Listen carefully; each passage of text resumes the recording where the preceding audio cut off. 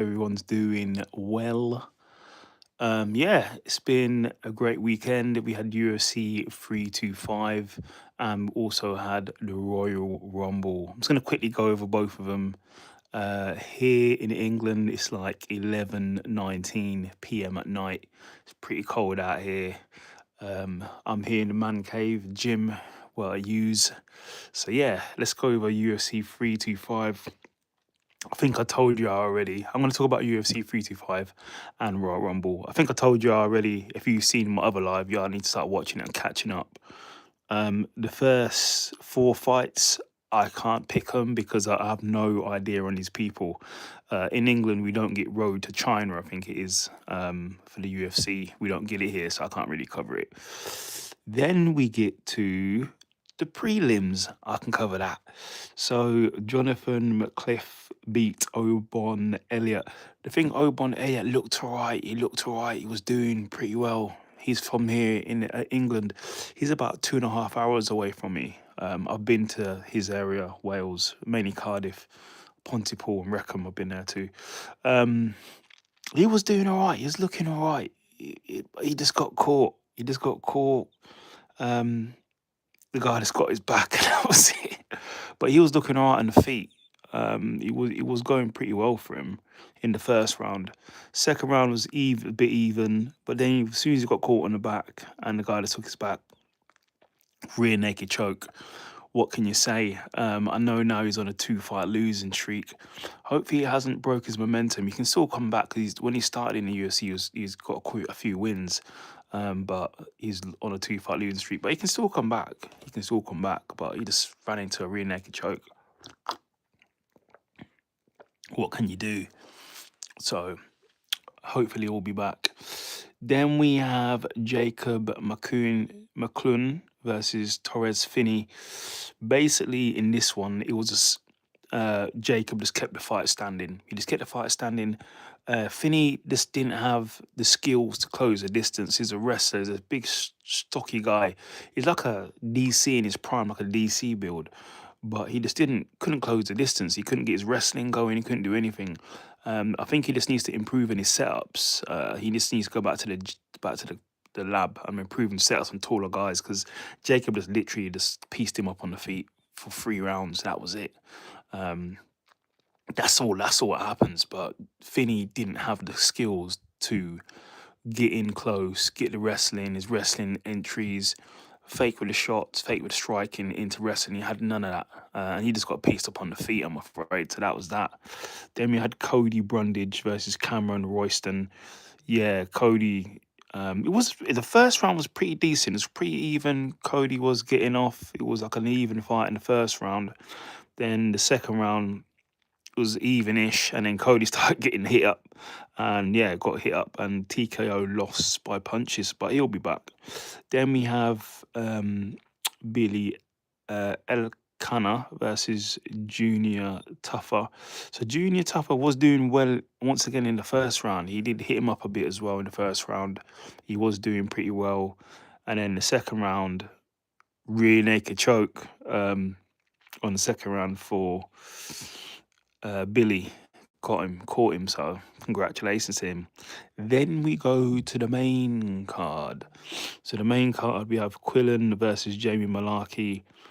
Listen, this Quillen guy is dangerous, mate. He was just sharper on the feet. You just seemed a bit sharper. Then he got the body lock and got this big slam. After that was all she wrote. He went downhill basically after that from Malarkey. And then he managed to get the submission by neck crank. That was that. Then we have Towson Texera versus Taito Avasa. I did say Towson would win, and he did. It was more of I don't know. Ty was doing what he just wasn't letting off enough. I don't know, he was a bit gun shy, he just wasn't letting off enough. And Towson was just letting off.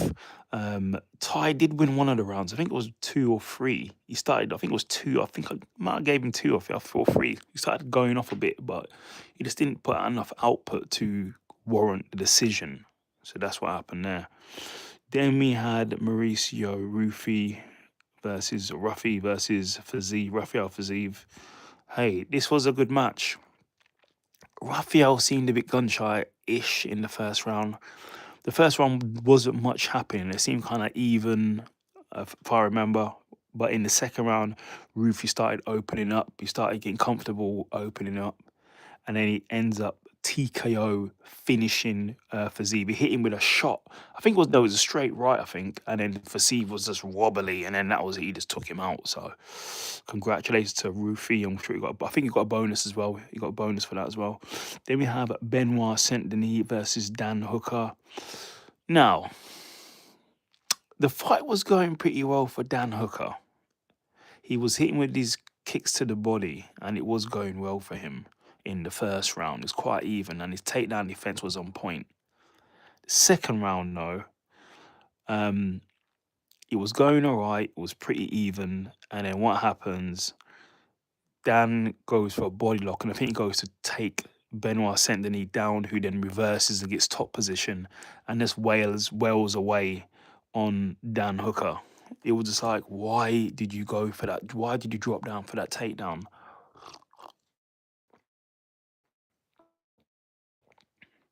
It wasn't needed. He was cooking him. If he would have stayed exactly doing what he did in the first round, defending the takedowns while striking body kicks and staying at a distance, just defending takedowns. And if he goes to take you down, turn it into a guillotine for him to break the takedown, to stop the takedown. He should have just done that for 3 rounds, but he decided to. He got comfortable, he got confident, and then he went for I think a lateral drop, and then he got reversed, and then that was it. Benoit Saint-Denis took top position because he's probably Benoit Saint-Denis has been working the top position for when he got mounted by Maricano previously and got bludgeoned. So he just basically did the same thing to Dan Hooker. So Dan Hooker lost by TKO strikes, unfortunately for New Zealand and Australia. Then in the main event, the one I actually covered, the main events and co-main events sometimes, they're the ones that I will put my hat on and put my streak on the line, whether I have it on a streak or not, my predictions on the line. I predicted that Alexander Volkanovski would win the fight, and he won the fight as I predicted. It was just more of the same. It was just saying like round 6 from their previous fight. The only thing here, Volk didn't get dropped. He got dropped to one knee, but he didn't get dropped and floored. And he did rock once again. He rocked Diego, but he didn't floor Diego. It was just like the first fight. Really, it's like a chess match. Basically, it was just a chess match, and Volk was just a bit more sharper, a bit more technical, landed a bit more output. He just did more than Diego. Diego once again was just chasing Volk and following Volk. I gave Diego, I think I gave him 2 rounds. 2 rounds he did, I think I gave him two that he did win, but Volk definitely won that fight. And as I predicted, I'm not shocked. It doesn't phase me. I knew Volk would win because I predicted him to win. What next for Volk?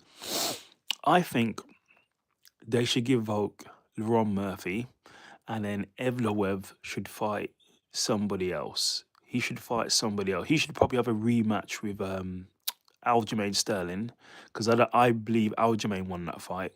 They should have a rematch.